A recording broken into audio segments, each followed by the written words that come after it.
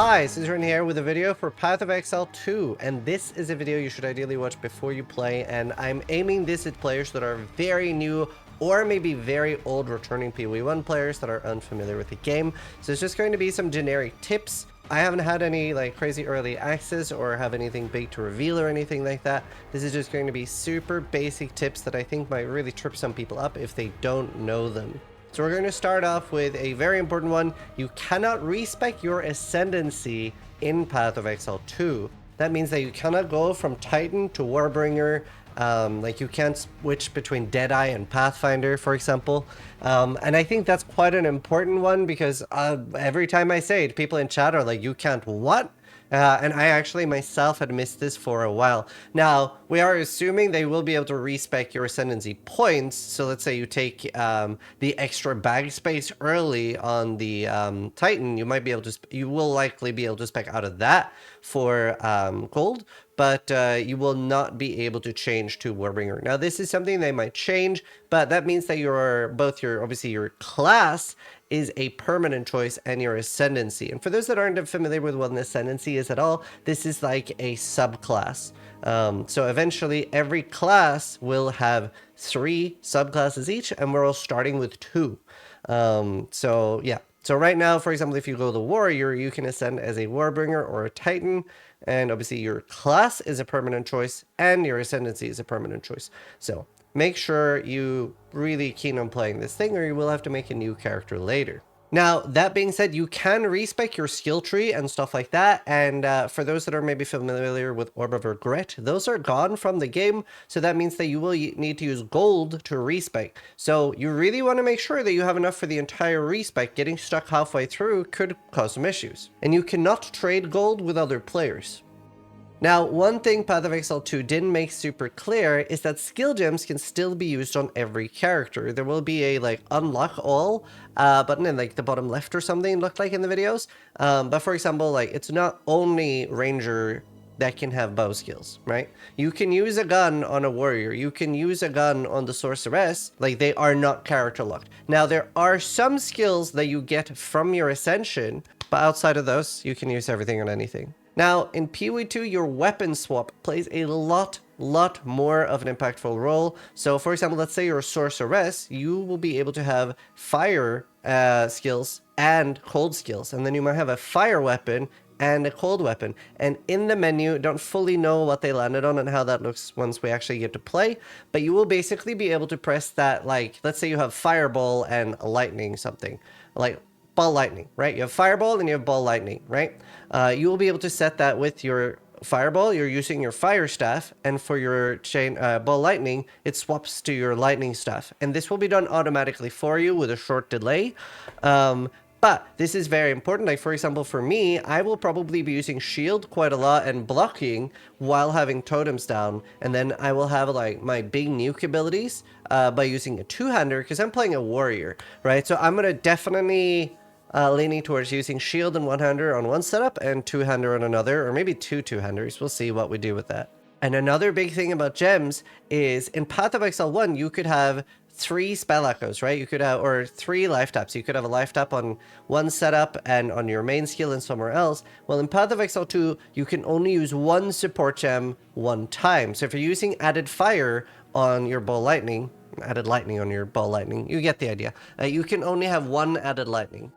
You can't have 2 added lightning, even if it's on a different skill gem, unless you are the Gemling Legionnaire. That can use 2. Another thing that's very important as well is that the difference between more and increased is extremely important in Path of Exile. In other games, you might have heard damage buckets and stuff like that. And the way this works is that more is a multiplier and increased is additive with itself. So let's say that you got 20 more, 20 more, and 20 more. That would be 20 multiplied by 20 multiplied by 20. Whereas if you got 20 increased, 20 increased, 20 increased, that would total to 60. So that will be part of a multiplier somewhere, but obviously 20 times 20 times 20 is a lot stronger. So that's a rough idea. Either way, more is better.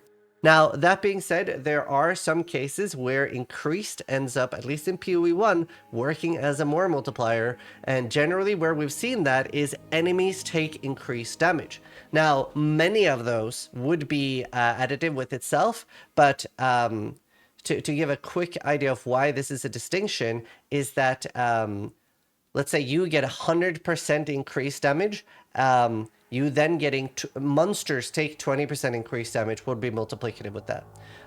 So that's like a few different damage buckets there, just to give you an idea of what to look out for. But I do get that this is a little bit more advanced. But again, if all you remember is more is better, you're doing pretty good already. Now, in Path of Exile 2, side bosses can give permanent upgrades. We've seen in the trailers that people have killed a boss and they get like 6 cold rest permanently or +5 spirit permanently. So I would make sure that you are actually going back and killing every single side boss.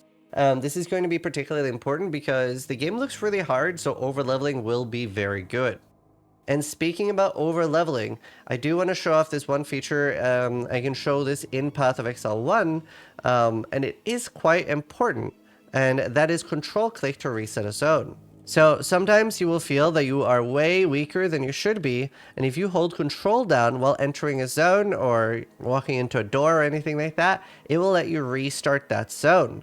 So the benefit of this is then I could farm that same zone 3 or 4 times, maybe more if it's like maybe you find a really nice zone with like a lot of monsters, and this will allow you to get more items, allow you to get more experience, etc. So keep that in mind, that control clicking is very important. A new thing in Path of Exile 2 is that we have runes that will give you resist and stuff like that, and later on we have more advanced soul cores. Now, without going into specifics of how they work, like they'll have like things like nice easy things like resists, right?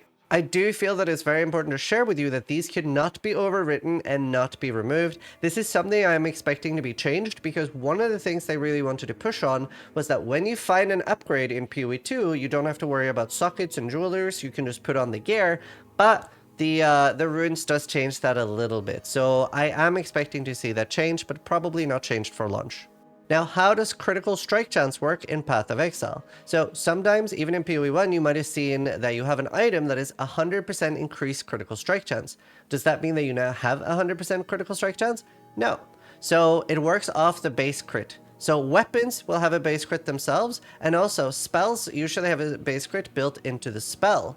Now, let's say something has 7 as a base crit, right? And you get 100% increased critical strike chance, you have now 14. But if you have a base critical strike chance of 15, and you get the same 100% increased critical strike chance, you now have 30 critical strike.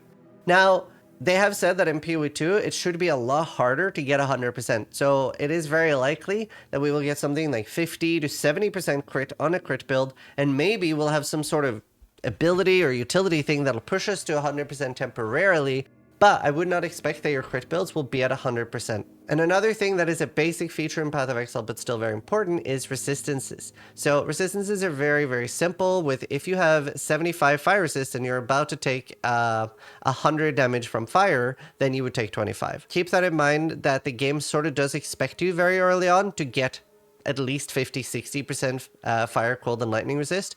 We are just assuming this from how PoE1 was, but there's really no reason to assume it'll be different. And obviously I have played like 4 hours of the playtest. That was 8 months ago. We were dying a lot, so resist probably would have helped. Now, a big difference between that playthrough is they have supposedly made it a lot easier because we find more gear and stuff like that now. Now, speaking of gear, you will probably want to store your gear and store your currency. So what stash tabs should you buy? You'll probably see a lot of videos suggesting exactly what stash tabs to buy. And I want to be a little bit careful with that because we don't know how mandatory things like, well, div card stash tab won't be necessary at all instantly. Map tab might not even work. They might have a new one for the map related stuff. So the one that I would suggest that you buy is you will need a currency stash tab, 1 or 2 premium stash tabs, or a quad tab. That's all you really need, which I think will be like $12 on a sale. And obviously it's $30 to get the key, and that comes with 300 points. So all these stash tabs I'm suggesting, you already have enough for them just by the buying the access key. That's pretty much all you need to get started. The reason that you want a premium stash tab or a quad stash tab is that's how it makes it easy to sell through the Path of Exile website.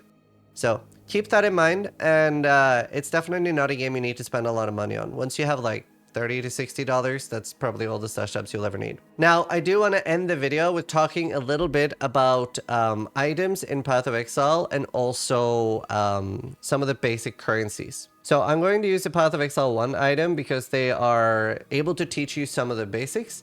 So if I hold Alt down on the item, and I'm assuming we'll have Alt functionality in Path of Exile 2, you'll see that we have prefixes and suffixes. So a blue item, and again, same for PoE2, a blue item can have 1 prefix and 2 suffix. And a rare item can have 3 prefixes and 3 suffixes. Prefix just means what comes before the name, and suffix is what comes after. And then generally, there is something like a item level. I don't want to go into too advanced stuff and overload people, because a lot of this is already going to be a lot for people. But what item level basically means is that, let's say early on in the game, you might only be able to find 7 to 11 fire resistance, but later on at like level 50 or 60, you might be able to find 42 to 45 fire resistance. And we do know that it works similar in PoE2, so keep that in mind. And yeah, as I said, prefixes, suffixes, very, very important that you try to upgrade your gear during the campaign. They've said that you are going to find a lot of orbs through the campaign, especially if you are playing a weapon-based class, like you're using your bow to attack, or your crossbow to attack, or your axe to attack. These are so much more important than for a spellcaster. It will still be important for a spellcaster. On a weapon class, you will just notice such a power spike. So I'm going to go over some of them here that I think are important to cover. Some of these will be too advanced, and I'm not going to cover everything because they're more endgame things. But yeah, so armor scraps and blacksmith whetstones. Early on, like let's say you find a blacksmith whetstone at level 7, you will use 1 to get 20%. But around like level 40, you'll maybe get 3% quality per. And this is pretty straightforward now. 1% quality is 1% more damage. So once you get the weapon to 20%, that is 20% more damage. Chaos Orb, this always in PoE1 ended up being the bread and butter of like smaller trades. Now, economy wise, we don't know what is going to be used the most, but this basically will remove 1 stat and add 1 stat. So the way this will be used is when you have an item that's like, man, this is really good, but it is missing 1 stat. Then we would be using this. Like as an example, on a physical based axe, you would be looking for flat physical damage and percentage physical damage. These sort of multiply each other and are really good. And for some builds, you might want attack speed as well. But let's say that you find an axe with really high attack speed, really high percentage physical damage, but then you have like 13 to 25 fire damage. Well, then you might want to use the Chaos Orb, hope that it removes the fire damage and adds another physical mod on there. So just a quick description of how you would use the Chaos Orb. Divine Orb, we don't know how important this is going to be in PoE2. Essences are worth covering as well, and there are 2 different essences, which are very important.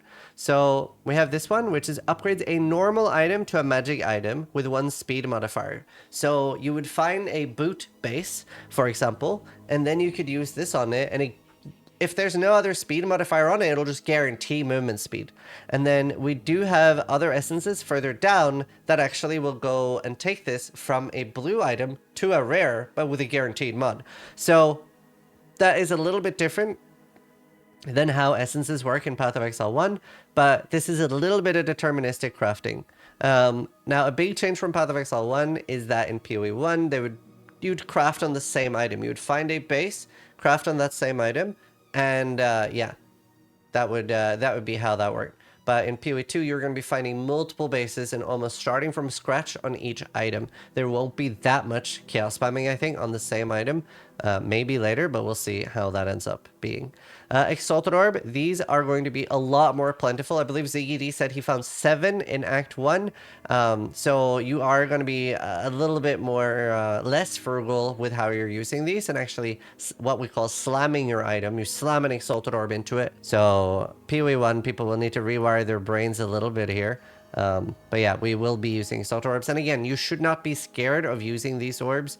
I'm assuming Mirror of Kalandra is still in PoE2. That is probably the only one they shouldn't just throw into something. Oh, and here we can see the greater essences upgrade a magic item to a rare with 1 cold modifier. So that's pretty cool. Okay, so here we have some of the basic ones. We have Transmute, which upgrades a normal item to a magic item with 1 modifier. Then you have an Augment. So you would either start with a Transmute or an Essence, then you would augment the item, and that will add whatever's missing. So if the Transmute adds a prefix, the Augment would add a suffix, or vice versa.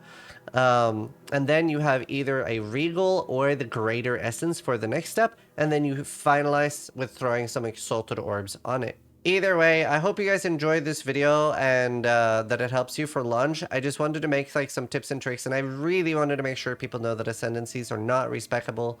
Yeah, let me know what you think. And a shameless plug that at the launch time there will be the Chimera pet that you can gift 2 subs on Twitch to buy that off me. And yeah, we'd really appreciate that, obviously. So either way, thanks for watching. Sub if you like it, but more importantly, try to die less than I do.